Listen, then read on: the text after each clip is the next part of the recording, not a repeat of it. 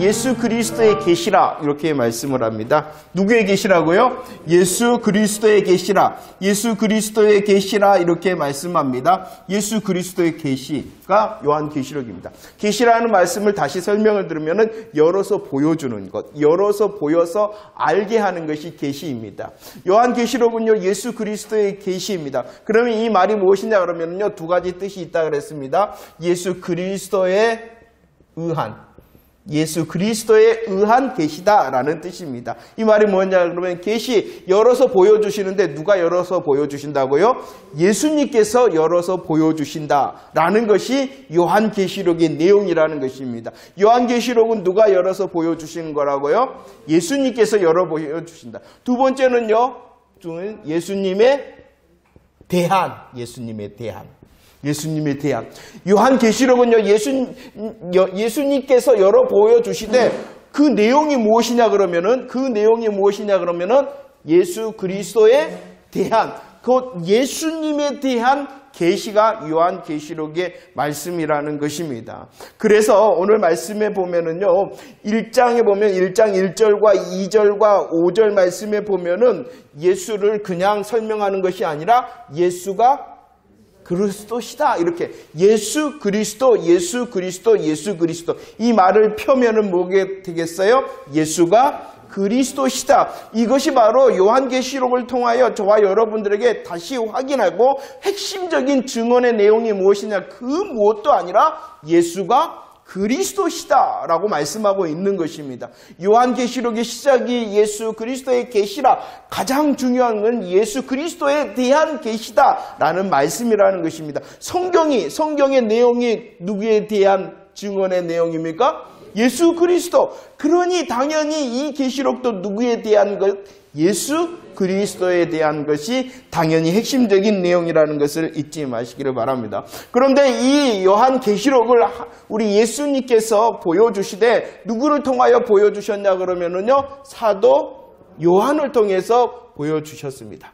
우리가 사도행전 강의를 통하여 사도들에게는요 특별한 사명이 두 가지가 있다라고 말씀을 드렸어요. 많은 사명이 있지만 사도들의 사명이 무엇이었냐 그러면은요, 예수 그리스도를 머리로 하는, 그러죠, 교회의 터를 놓는 것이 사명이었다라고 말씀합니다. 에베소 2장 20절 말씀이죠. 사도들과 선지자들은 구약을 통하여, 그 다음에 신약을 통하여 세워진 곳이 어디다? 교회. 그렇기 때문에 사도들에게 주신 사명 중에 하나가 무엇이냐 그러면은 누구를 머리로? 예수 그리스도를 머리로 하는 교회의 터를 놓는 것이 이 사도들의 사명이었어요. 두 번째 사명은 무엇이었냐 그러면은요, 구약 성경을 통하여 많은 부분과 모양으로 말씀하신 하나님의 언약, 약속, 모형, 그림자들이 성취되었다는 것을 말씀하시는 신약 성경을 완성하는 사명이 사도들에게 있었다는 것입니다. 그렇기 때문에 이 사도인 요한이 무엇과 무엇을 기록하였냐 그러면은요, 요한 복음을 기록하고요, 요한 1, 2, 3을 기록하고요, 요한 계시록을 기록하였죠. 이렇게 사도들에게 사명이 있었기 때문에, 물론 모든 12사도가 이렇게 기록의 사명을 가지고 있지 않았지만 사도들을 통하여 이 성경이 완성이 되었다는 것입니다. 특별히 이 사도 요한은요, 먼저 무엇을 기록하였다고요? 요한 복음을 기록하였습니다. 요한 복음의 내용이 있죠. 요한복음의 내용, 요한복음 20장 31절 말씀 한번 읽어볼까요? 요한복음을 기록한 의미와 그 내용이 무엇이냐? 준비 시작.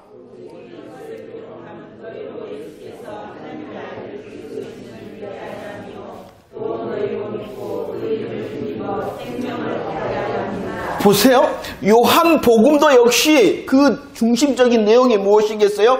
예수가 그리스도시다. 예수가 그리스도시다라는 것이 요한복음의 내용입니다. 그 내용의 복음의 내용을 선포하고 요한복음은 무엇이라 말씀하고 있냐 그러면은 믿어라라고 말합니다. 믿어라. 왜 믿어라라고 요한복음은 말씀하고 있어요?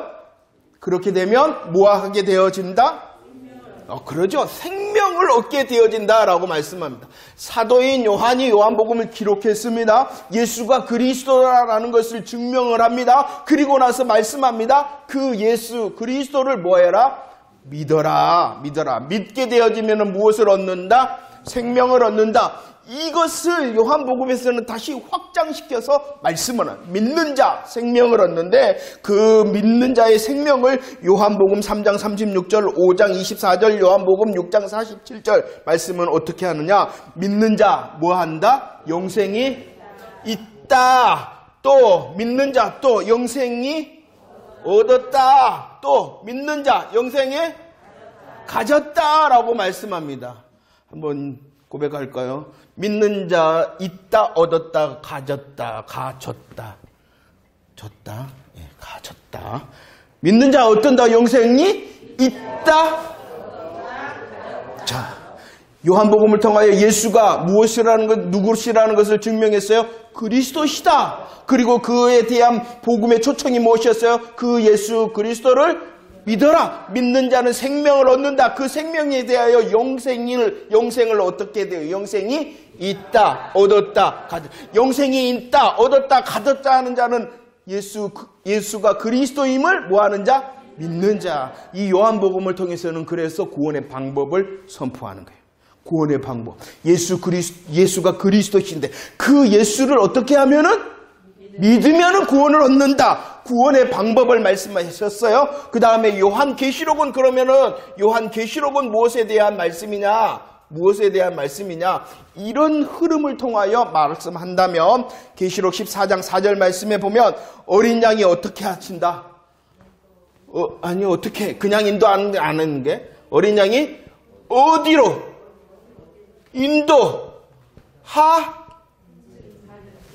어디로 인도하든지 뭐하는 자? 따라가는 자. 요한계시록도 마찬가지입니다. 그 중심적인 증언의 내용이 예수가 그리스도시다.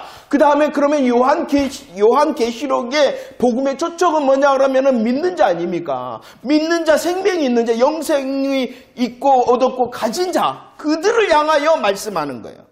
그렇기 때문에 엄격하게 말하면은 계시록에서는 구원의 방법을 말씀하는 게 아니라는 이미 구원을 그러죠. 있는 자, 얻은 자, 가진 자를 향하여 말씀하고 있는 거예요.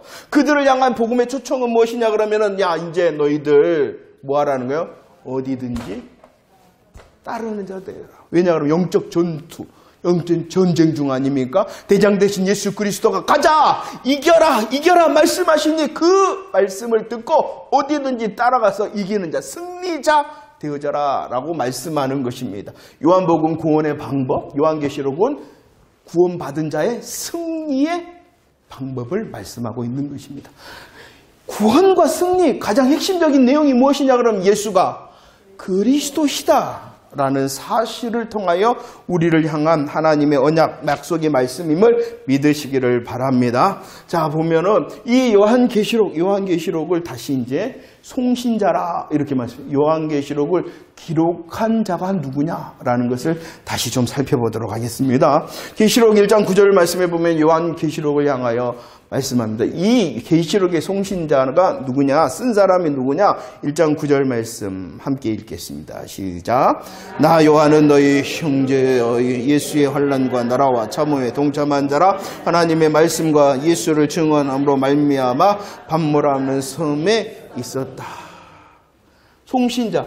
이 편지의 송신자, 계시록의 송신자는 누구냐 그러면은 누구를 통하여? 요한을 통하여.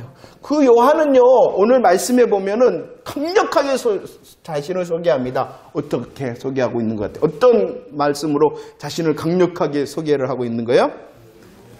나 요한은 이렇게 말씀. 나 요한은 자기에 대하여 확신의 믿음의 고백을 하고. 그러죠? 나 요한은 계시록을 7 교회를 통하여 써서 보내는 이 요한계시록의 송신자, 편지를 쓰는 사람, 자기는 자기를 향하여 강력하게 말합니다. 뭐라고요? 나 복음의 확신의 고백입니다. 그 복음의 확신의 고백의 내용이 무엇이냐? 첫 번째, 나는 너희의 형제다. 형제. 형제라는 말은요, 이 말은 너무나도 좋은 말인 것 같아요. 옆에 사람을 형제님, 자매님 한번 합시다. 시작. 이 형제님, 자매님이라는 말을 별로 잘 안 쓰죠. 저와 우리 이제 어떤 교회적인 내용에서. 근데 저 개인적은요, 우리를 향해서 가장 쉽게 부르는 게 뭐예요? 직분을 향해서 부르거든요. 직분을 향해서 그러잖아요. 누구누구 집사님, 누구누구 권사님, 장로님 이렇게 부르잖아요. 근데 성경에 보면은요, 누구 개인을 향하여 부를 때 직분을 향하여 부른 곳이 저가 알기로는 거의 없어요. 차라리 뭐라고 불렀냐면 형제님. 성경을 딱 읽어보면 특히 바울 서신 뭐 형제 디모데, 형제 디도, 형제 아볼로, 형제 소스테네 이렇게 형제라. 너는 나의 형제다. 이렇게 말씀합니다. 당연히 자매님들 기분 나쁘라 그러지 마시고 이거 자매예요. 이 형제라는 말은요, 같은 믿음을 말합니다. 너와 나는 같은 믿음. 예수 그리스도께서 오심으로 우리의 형제가 되셨잖아요. 그 예수 그리스도의 오심을 통하여 형제된 자임을 믿는 같은 믿음을 소유한 사람. 같은 믿음을 소유하였을 뿐만 아니라 형제라는 말은요, 같은 길을 지금 가고 있는 사람. 같은 길을 가고 있는 사람. 같은 믿음을 통하여 같은 방향을 향하여 가고 있는 형제라. 그래서 여기서 뭐라 그러냐 그러면 9절 말씀에서는 나는 형제, 동참한 자, 동참했다. 나 요한은 형제다. 너희들과 같은 믿음, 너희들과 같은 길, 너희들과 함께 동참한 자라. 이렇게 고백하고 있습니다. 그런데 이 고백의 내용이 무엇이냐 그러면은 무엇을 같은 믿음, 같은 길, 같은 동참을 하고 있냐 그러면은 그 사이에 있는 복음의 내용을 말씀하고 있어요. 무엇을? 환난과 나라와 참음의 복음의 내용을 말해요. 너와 나는 형제. 복음의 같은 믿음을 가지고 있고 복음의 같은 길을 가고 있는 복음의 동참자 나 요한이 기록한다 라고 말씀하고 있습니다. 요한은 먼저요, 자신에 대하여, 공동체에 대한 복음의 확신을 가지고 기록하고 있다는 것입니다. 특별히 이런 형제 동참한 자 된 요한이 지금 어디에 있다? 어디에 있어요? pat모라는 섬에 있습니다. pat모라는 섬에 있는데 왜 있어요? 유랑 갔어요? 관광 갔어요? 코로나 피해서 갔나요? 아니에요. 복음을 증언하다가 예수 복음 증거하다가 유배된 곳이 바로 이 pat모섬이에요. 이 pat모섬은 고난의 장소예요. 그 고난의 장소에서도 자기를 나 요한이다 라고 복음이 흔들리지 아니한 요한이었습니다. pat모섬에 있었어요. 관광 가고 유랑 간 게 아니라 고난의 장소로 거기 있었으나 자기에 대한 공동체를 향한 고백이 쉽지 않았어요. 그런데 이 pat모섬에 있는 이 요한을 향하여 우리 예수님께서 뭐라고 말씀하셨냐 그러면 19절과 11절 말씀에 보면은 뭐라 그래요? 기록해라. 또 뭐라 그래요? 써라. 그래서 보내라 라고 pat모섬에 있는 요한에게 사명에 말씀합니다. 기록해라, 써라, 보내라 라고 말해요. 왜 pat모섬에 있다고요? 이 예수 증언 때문에 그랬단 말이에요. 예수 증언 때문에 pat모섬에 왔어요. 근데 그 pat모섬에서 편하게 있었겠어요? 그렇지 않은데 또 하늘이 열리고 음성이 들리고 그래서 뭐라고요? 야, 써, 기록해, 보내. 뭐? 다시 예수 증언하라는 것입니다. 다시 예수 증언하라. 요한이 어떻게 했어요? 그 사명 받았어요. 회피했어요? 안 된다고 했어요? 아이씨 찾았어요? 아니에요. 감당합니다.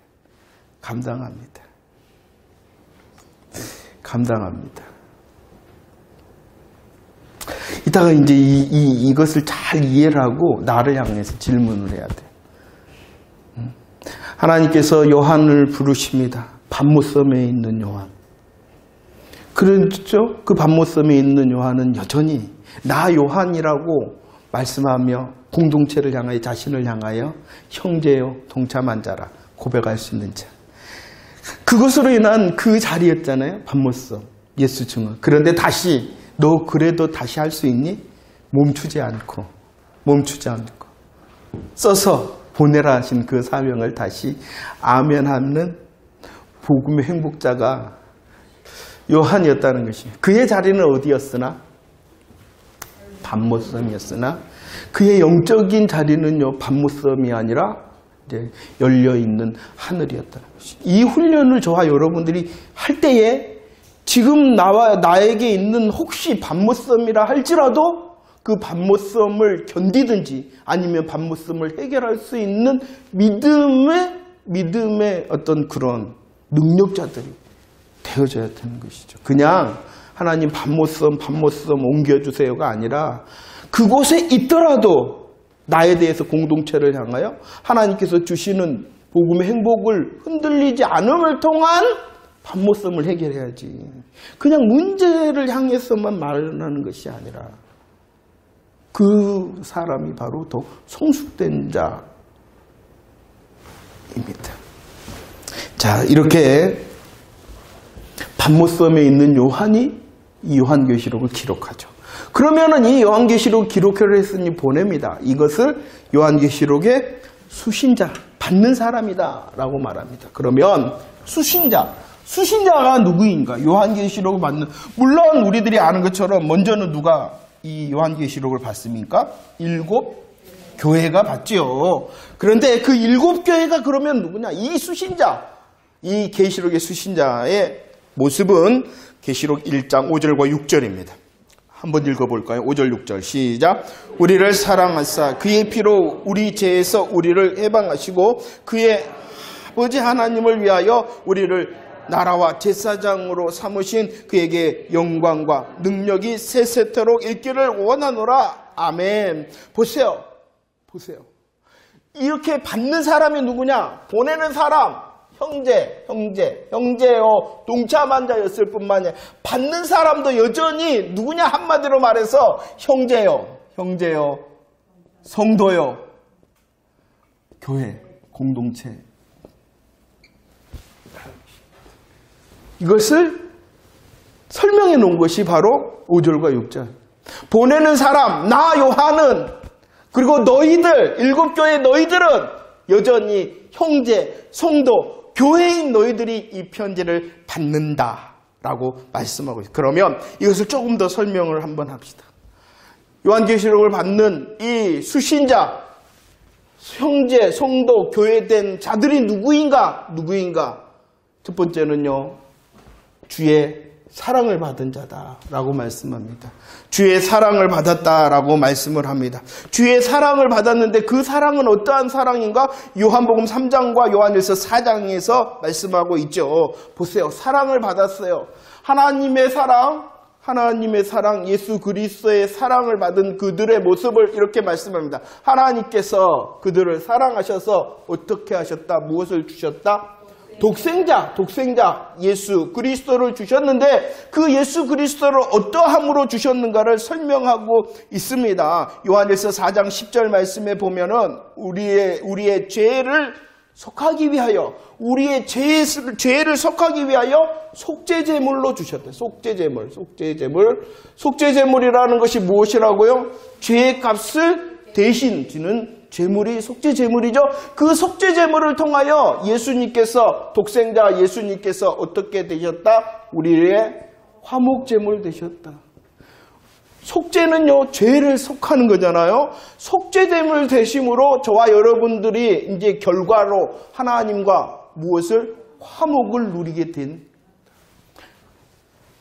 계시록을 받는 이 수신자는 누구냐? 하나님 형제, 성도 교회인데 그들은 예수 그리스도를 통한 사랑받은 자. 사랑은 여기 있으니 너희가 나를 사랑한 것이 아니라 먼저 사랑해 주심의 사랑을 받은 거예요.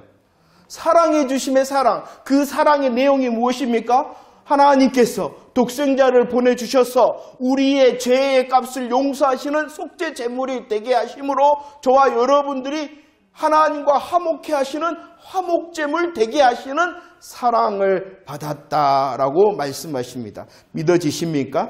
믿어지십니까? 이렇게 하기 위한 이 독생자를 요한복음에서는 누구라라고 소개했냐 그러면은 누구라라고 소개했어요? 보라, 세상죄를 지고 가는 하나님의 어린 양이다라고 요한복음에서 요한이 소개를 했어요. 편지를 받는 사람이 누구냐? 사랑받은 자예요. 사랑받은 자. 먼저 주시는 사랑, 독생자를 주셔서 속죄제물과 화목제물 되게 하심의 사랑을 받은 자예요. 그 사랑을 위하여 우리 예수님께서는 어떻게 어린 양으로 오셨다.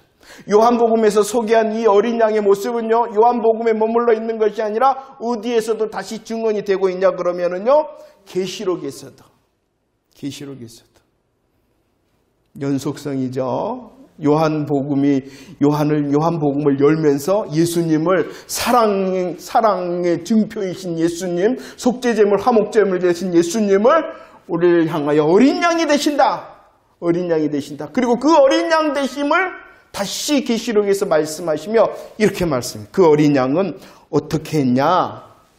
그 어린 양을 화목제물, 피로 우리를 사셨다. 피를 흘리셨다. 피에는 의미가 세 가지 계속 반복합니다. 피의 원래적인 의미는 생명을 할렐루야, 감사해요. 피를 흘렸다. 죽음을 말합니다. 피를 뿌렸다. 생명, 용생을 말씀합니다. 능력을 말씀하는 거죠. 이 어린 양이 뭐 했냐? 피를 흘려주셨다는 거예요. 피를 흘려주셨다. 그래서 그 계시록 5장 6절과 9절의 표현은 일찍 뭐 했다? 죽음을 당했다. 일찍 죽음을 당했다. 사랑을 설명하고 있어요. 이 사랑을 잘 알고 계시죠?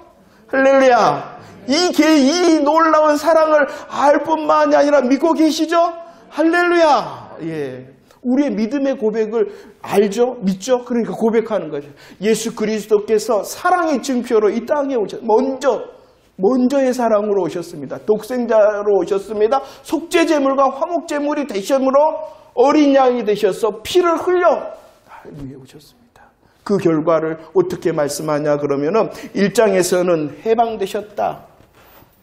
우리를 해방했다. 어디에서 해방했어요? 할렐루야. 예, 그래. 죄와 사망에서 저와 여러분들을 해방하셨을 뿐만이 아니라 계시록 5장에서는 마지막에 우리를 하나님께 들이신 바 되었다. 우리가 하나님의 소유가 되게 하셨다. 라고 말씀하십니다. 이런 자가 요한 계시록을 받았다는 것이에요.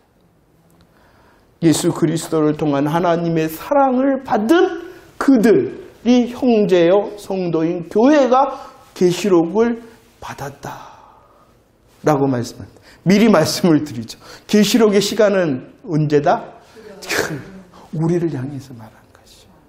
계시록을 성령님께서 그 시대에는 하나님께서 이 예수 그리스도를 통하여 천사를 통한 요한을 향한 쓰고 보내심을 통하여 7교회가 듣게 하셨으나 지금은 성령님께서 예수 그리스도의 복음의 말씀으로 지금 오늘 저와 여러분들을 향한 우리가 어떠함을 말씀해 주고 있는 것이 이 복음의 사랑이 점점 깊어지고 확실해지는 저와 여러분들이 되어지기를 축원합니다. 그래야 되는 이유가 있어요. 또 받는 자는 누구냐? 좀 빨리 넘어가고 있어요. 너무 길게 하니까. 그래서 다 읽으면서 여러분들 묵상을 했으면 좋겠습니다. 사랑을 받은 자일 뿐만이 아니라 요한 계시록을 받는 형제, 성도, 교회는 어떠한 사람이냐? 이 독생자의 사랑을 받았을 뿐만이 아니라 어떠한 사람? 아버지 하나님을 위한 사람이라. 아버지 하나님을 위한 사랑이라는 것이죠. 저와 여러분들을 어린 양 되신 예수 그리스도의 피를 흘려서 해방시키시고 하나님의 들이심, 하나님의 소유가 되게 하셨어요. 이 모든 복음의 일하심은 왜 하셨냐 그러면은 저와 여러분들을 뭐 하셨기 때문에? 사랑하셨기 때문이에요. 하지만은 성경은 또 다른 더 앞선 이유를 말씀했어요. 왜 이렇게 하나님께서 저와 여러분들을 위하여 일하시고 사랑하셨냐 그러면은 사랑에서 멈추는 것이 아니라 우리를 사랑하심의 이유보다도 더 먼저가 있어요. 더 먼저 이유는 무엇을 위하여? 하나님, 아버지 하나님을 위하여였기 때문에. 이 말은 저와 여러분들의 삶도 우리에게 머물러 있는 것이 아니라 하나님의 사랑을 받는 우리에게 머물러 있는 것이 아니라 우리의 삶의 이유와 우리의 삶의 방법이 누구를 향하여 가야 된다는 것이요. 아버지 하나님을 향한 삶과 아버지 하나님을 향한 방법이 되어져야 되는 사람이 되었다는 것입니다. 보세요. 계시록 13장과 17장 말씀에 보면은요, 대적자들은 어떠한 일을 합니까? 하나님을 모독을 합니다. 하나님의 이름과 하나님의 영광을 모독합니다. 이것이 바로 대적자들의 일이라는 거예요. 이 대적자의 일이 언제부터 시작되어졌냐 그러면은 에덴 동산 죄의 시작으로부터 이 일이 계속되어졌다는. 그래서 하나님께서 그 죄악이 시작되자 창세기 3장 15절 말씀에 내가 하리라, 내가 일하리라 안식하셨던 하나님께서 내가 일하리라 말씀하신 이유는 저와 여러분들을 사랑하셨기 때문이에요. 하지만 그 저와 여러분을 사랑하신 이유보다 더 먼저의 이유는 아버지 하나님을 위하여예요. 그것을 잘 알아야지 우리의 인생의 첫 번째가 세워지는 것이에요. 안 그러면 어디에 머물러 있냐 그러면 여기에만 머물러 있어요. 날 사랑하심. 날 사랑하심이 분명합니다. 확신하시기를 바랍니다. 그러나 저와 여러분들을 향한 하나님의 일하심에 날 사랑하심보다도 더 큰 이유가 분명해지는 것이 진짜 형제 성도 교회인 것이에요. 이사야 48장 11절 말씀, 그래서 하나님의 일하심을 향하여 말합니다. 어찌 내 이름을 욕되게 하면 내 영광을 다른 자에게 주지 않겠다. 내가 일하는 첫 번째 이유는 뭔지 아느냐? 하나님 자신이 말씀하십니다. 하나님의 이름과 하나님의 영광을 위하여 하나님이 제일 먼저 일하심의 이유라는 것을 잊지 마시기를 바랍니다. 그래서 잘 아시죠? 그런 하나님의 일하심을 아는 자, 그의 인생의 방법이 고린도전서 10장 31절 한번 고백할까요? 준비 시작. 그런즉 너희가 먹든지 그런 것 같아요? 그래서 제2의 사람의 본분이 무엇이냐? 하나님을 즐거워하고 영원토록 하나님을 즐거워할 뿐만 아니라 하나님께 영광을 돌리는 삶을 살아야 된다 라고 말하는 이유가 여기 있는 것이에요. 우리의 제1 본분이 뭐냐? 우리가 이 땅에 살아가는 제1 본분이 뭐냐? 바로 주님의 사랑을 확신하며 우리의 삶의 이유와 방법이 아버지 하나님을 위한 것입니다 라고 고백하는 것입니다. 근데 이것은 이게 뭐랄까, 좀 손해보는 것 같이 생각해요, 우리들이요. 저도 여전히 그러니까 더 이것이 깊어지면, 주의 사랑이 깊어지면 이것이 하는 것이에요. 이것이. 그러니까 더 복음의 확신을 가지고 복음의 이유가 분명해지면은 그 복음을 향한 것이 흘러가는 것이 아버지 하나님을 위한 것이다라는 것을 고백할 수가 있는 것이에요. 계시록 5장 9절 말씀에 야 너희들을 피로 샀다 이렇게 말씀하셨잖아요. 피로 샀다라고 말씀은 고린도전서 6장 20절 말씀. 야 너희들 값으로 산 것이 되었으니 그런즉 너희 몸으로 이제 뭐하라? 하나님께 영광을 돌려라. 우리가 누구냐? 사랑받았다. 이 어린 양 대신 예수 그리스도의 피로 우리가 하나님의 것이 되었다. 그렇다면 우리의 삶의 이유와 방법이 무엇이냐? 이제 우리의 몸으로 뭐 하는 것이다? 하나님께 영광을, 그런 먹든지 마시든지 무엇을 하든지 하나님의 영광을 위해 살아. 잘하고 있나요? 잘하고 있는 사람이 같은 믿음, 같은 길을 가는 형제 성도. 우리를 점검하는 것입니다. 이 점검은 이 주심의 사랑으로부터 시작돼요. 그 사랑의 감사와 감격이 넘치다 보니 그 사랑이 어디서 흘러나오나 그러니 이 아버지 하나님을 향한 삶이다. 주님의 일하심의 이유 제일 먼저도 뭐라고요? 하나님 자신, 하나님 당신의 이름과 영광을 위해서 일하시는 거예요. 그 하나님께서 하나님 자신을 위하여 일하시고 하나님 자신의 이름과 영광을 일하시는 게 곧 나를 사랑하심에 일하십니다. 이것이 연결되는 사람은요, 어떻게 했어요? 인생이 그렇죠. 그분이 전능하시니까 그 훈련이 저와 여러분들에게 돼야 돼요. 그러니까 우리의 열심과 우리의 어떠함을 통하여 인생을 살아가고 믿음의 어떤 것을 하면은 잘 되다가도 내가 하다 보니까 툭. 그러니까 우리의 시작을 바꿔야 되는 것이, 우리의 먼저를 바꿔야 되는 것이, 이게 믿음이래. 참 믿음의 소식이라. 그랬잖아요. 율법은 너가 하는 거잖아요. 너가 해, 너 하지 마. 하지만 복음은 내가 하리라 하나님 말씀하시는 거잖아요. 하나님이 하시리라. 자, 빨리 넘어갑시다. 그 다음 페이지 넘어가겠어요. 자, 형제 성도 교회는요, 하나님의 사랑을 받았어요. 그를 통하여 그의 인생의 방향성이 결정됐죠. 아버지 하나님을 위한 사람이 되었어요. 그렇기 때문에 그들이 바로 누가 되었냐, 무엇이 되었냐 그러면은요, 나라와 제사장, 나라와 제사장을 삼았다 그랬는데, 이것을 다른 성경은, 다른 번역성은요, 너희들을 왕들과 제사장이 되게 하셨다라고 말씀합니다. 나라 그러면은 통치의 개념, 왕으로 생각하셔도 된다. 이렇게 생각을 해보세요. 저와 여러분들을 왕으로 삼으셨고, 저와 여러분들을 제사장 삼으셨다. 나라와 제사장이 되게 하셨다라고 말씀합니다. 이것이 형제 성도 교회라는 것입니다. 자, 보세요. 사랑을 받아 아버지 하나님을 향하여 일하면은 그 삶의 모습이 나라와 제사장의 모습과 열매를 맺는다는 것입니다. 출애굽기에서도 보세요. 빼냈다, 건졌다. 빼냈다, 건졌다. 너희들을 속량했다. 왜 그러냐 그러면은 너희들은 내 백성, 나는 너희의 하나님. 백성과 하나님,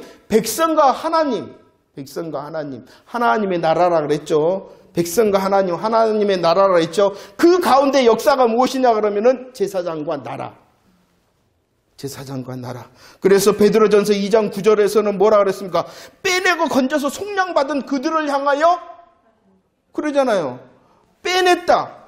출애굽기에서 빼냈다, 건졌다, 속량했다. 너희들은 내 백성, 나는 너희들의 하나님, 하나님의 나라를 이루심에 그 가운데 나라와 제사장이 되게 하셨죠. 그래서 신약성경에서도 여전히 저와 여러분들을 향하여 베드로전서 2장 9절 특별히 무엇 같은 제사장이라? 왕 같은 제사장이라 라고 말씀합니다. 그들의 형편과 그들의 자리와 그들의 모습은 아닐지라도 주님의 복음으로 사랑받은 그들, 하나님, 아버지 하나님을 위한 그들의 삶의 모습은 나라와 제사장이 되어진 것입니다. 나라와 제사장은요, 하나님의 나라입니다. 하나님의 나라. 다시 설명합니다. 하나님의 나라는 백성. 어떠한 백성이냐 그러면은 죄와 사망의 문제를 해결받은 백성이 하나님의 나라예요. 하나님의 나라예요. 이 백성이 어떻게 한다? 하나님께 하나님의 임재하심과 하나님의 통치하심을 고백하여 하나님을 향한 경배, 하나님을 경배하고 하나님께 예배하고 그래서 열매 맺는다. 이 하나님의 나라의 시간은 땅 끝이다. 아니 세상 끝이다. 이 하나님의 자리는 어디다? 땅 끝이다. 이렇게. 하나님의 나라라는 것은 어떤 공간적인 것을 말하고 지리적인 것을 말하는 것이 아니에요. 저와 여러분들 자체가 하나님의 나라예요. 저와 여러분 자체가 하나님의 나라예요. 저희들 우리와 함께 하시잖아요. 우리를 함께 하시고 우리와 통치하시잖아요. 그러니까 우리들 자체가 하나님의 나라인 거예요.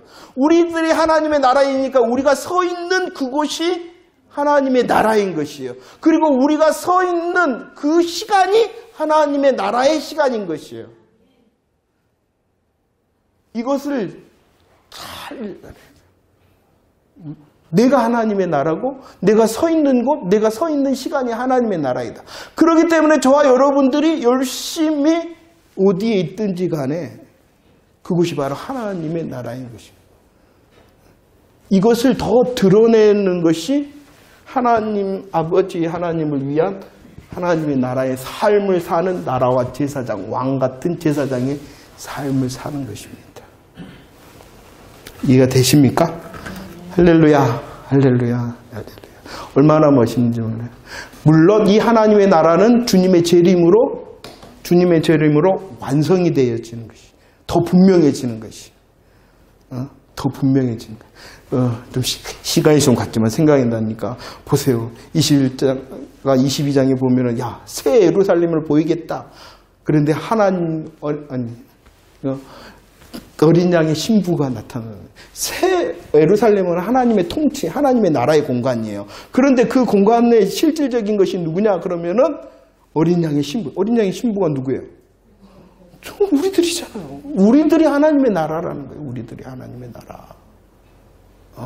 이거 이 개념이 확실하지 않으니까 다른 곳에서 어디를 찾아다니는 거예요.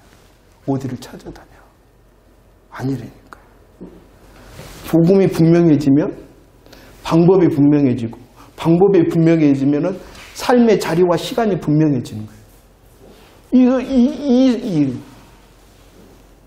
그럴 때 네 번째, 무엇을 누린다? 은혜와 평강을 누린다. 은혜라는 것은 값없이 주신 구원의 은혜를 말하는 것입니다. 평강이라는 것은 은혜를 받은, 구원을 받은 자의 열매가 평강이라는 것이에요. 구원을 받았으니 그 구원에 서면은, 구원의 확신 가운데 서면은 무엇을 누리는 자가 되어진다? 평화로다, 평화로다. 우리의 결심과 우리의 어떤 결단을 통하여 평강을 누리는 것이 아니라 구원의 확신을 붙들고 그 구원을 누린, 은혜를 누리면 누릴수록 평강한 자가 되어진다. 왜 그럴 수밖에 없냐 그러면 이 은혜와 평강의 출처를 말씀하고 있어요. 그 은혜와 평강은 누가 주시는 거냐? 내가 일구어내고 내가 이루어내는 것이 아니라 은혜와 평강은 누가 주시는 거예요? 누가 주시는 거예요? 응? 다 맞아요. 다 맞아요. 보세요. 이제도 계시고 전에도 계시고 장차 오실 이라는 것은 하나님, 성부 하나님을 말씀하고 있는 것이에요. 일곱 영은 완전하신 성령님을 말하는 거예요. 충성된 증인으로 죽은 자 가운데서 먼저 나시고 땅의 임금들의 머리가 되신 예수 그리스도를 통하여 무엇이 임하는 거예요? 은혜와 평강이 임하는 거예요. 은혜와 평강이라는 것은 나를 통하여 우리의 어떠함으로 임하는 게 아니에요. 내가 열심히 해보겠습니다. 결심하고 하나님께 잘 보여서 은혜를 얻는 것이 아니에요. 은혜와 평강은 삼위일체 되신 하나님의 복음의 역사를 통하여 우리에게 이미 약속되어지고 이루어졌음을 믿으시길 바랍니다. 그래서 그 사랑과 아버지 하나님과 나라와 제사장을 확인할수록 우리의 삶이 은혜가 풍성해지고 그 은혜가 풍성함을 통하여 우리의 어떠함을 정복할 수 있는 평강의 노래를 할 수 있는 거야. 할 수 있는 거야. 그러니까 다시 예수가 그리스도시다 고백하라는 거죠. 예수가 그리스도시라. 오늘 말씀 정리 한번 합시다. 보내는 자와 받는 자, 보내는 자와 받는 자, 그들이 서로 형제요, 성도요, 교회였습니다. 그들을 향하여 오늘 말씀을 합니다. 계시록 1장 11절 7교회의 편지를 보라. 7교회라는 것은 소아시아, 그때 당시에 소아시아에는 7교회만 있었던 것이 아닙니다.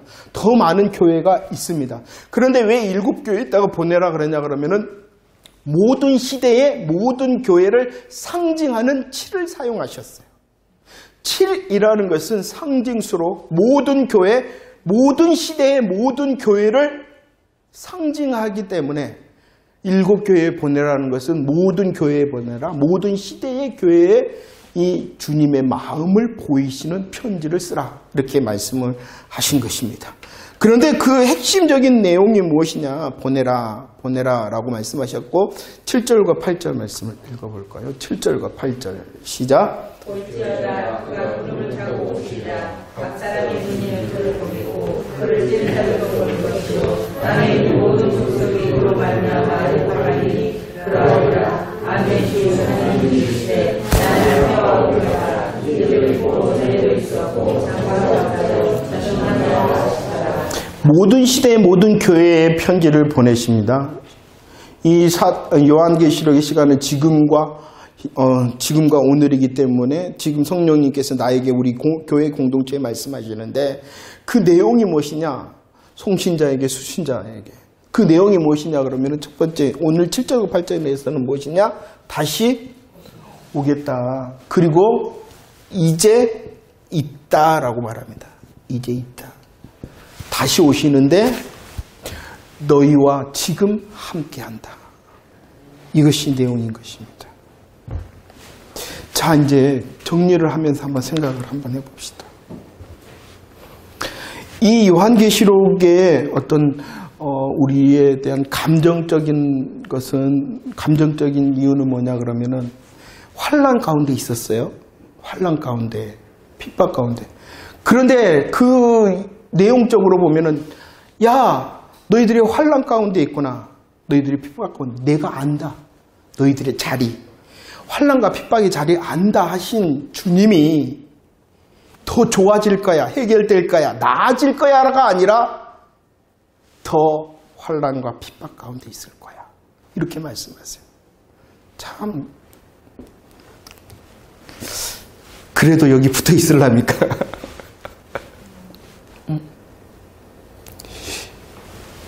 송신자도 마찬가지고 수신자도 마찬가지고 너희들 힘들지 아프지 얼마나 아프니 괴롭니 내가 알아. 그러니 내가 해결해 줄게 가 아니라 근데 더 아플 거야, 더 힘들 거야. 이렇게 주님이 말씀하시는 거예요. 그러면서도요, 그것이 이 계시록이 환난 가운데 있는 성도들을 위한 위로와 격려의 편지라. 이해가 됐어요? 아니 힘든데 어려운데 앞으로 더 어려울 거야 이렇게 말하고 있는 내용 중에 있는데 그 내용이 어찌 환난 중에 있는 그들을 위로하고 격려하는 내용이 될 수 있냔 말이에요. 이 요한은요, 이제 시기적인 것을 보면은 요한이라는 사람은 시기적인 것보다는 차이가 있지만 약 50년의 시간이 흘렀습니다. 복음을 위하여 헌신하였잖아요. 복음 때문에 그곳에 있잖아요. 아니 그곳에 있는 그 복음 때문에 다시 사명을 감당하라 하네요. 그래도 합니다. 왜 그렇게 할 수 있었을까? 그리고 여기에 보면은요, 이렇게 예수님에 대한 고백이 무엇이었냐 그러면은 계시록 1장 5절에 보면은 땅의 임금들의 머리가 되신다. 땅의 임금들의 머리가 되신다. 역사적으로 교회를 핍박하는 주체가 누구예요? 땅의 임금들이에요. 아니 예수님, 땅의 임금들의 머리가 되시면 지금 내 문제를 뭐 해줘야 돼요? 그 임금들 뭐라 그래갖고 그 임금들의 머리가 되시니까 뭐라 그래갖고 이 문제를 해결해 주셔야 되잖아요. 이런 방향의 글이 아닌 것입니다. 만약에 이런 식으로 오늘날 저와 여러분들을 향하여 말씀하신다면 그래도 나 예수가 그리스도이십니다라고 고백할 사람이 얼마나 될까요? 그러니까 우리들이 진짜로 훈련해야 되는 거예요. 그러니까 진짜로 예수 그리스도의 사랑으로 아버지 하나님 나는 없는 것 같은 나라와 제사장의 삶으로 은혜와 평강을 누리는 복음 연습을 진짜로 해야 되는 것이에요.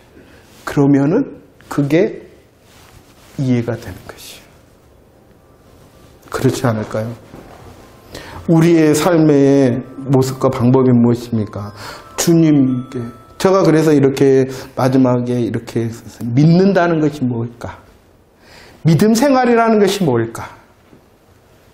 믿는다는 것이 뭐예요? 예수 그리스도의 복음, 십자가와 부활을 믿는 것이 믿음이에요. 그럼 믿음 생활이라는 것이 뭘까요? 그것이 이제 한 주간에 여러분들 삶의 고백이 되고 또 묵상이 돼요. 믿음 생활이라는 게 뭔가? 예수님 때문에 잘 되고 좋아지고 해결되는 건가? 그것을 믿는 것이 믿음 생활이에요.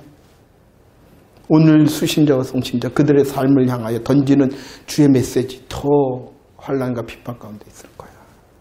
그런데도 그들은요 다 내놨잖아요. 진짜 믿음 생활을 했기 때문에. 진짜 믿음과 믿음 생활이 무엇인지를 알았기 때문이라는 것입니다. 정말 똑같은 말을 합니다. 믿음 생활을 한다면 믿음 생활을 한다면서 세상 기준과 자기 중심으로 얼마나 우리들이 묻어 있는지 몰라요. 그거 내려놔야 돼요. 그리고 진짜를 향해서 훈련하면 주님이 주시는 세상 것과 주님께서 주시는 내 삶을 풍요롭게 하심이 넘치게 되는 것이. 그것이 우리들이 그럴 때 우리들이 그것을 사용할 수도 있고 누릴 수도 있을 거예요. 참되게.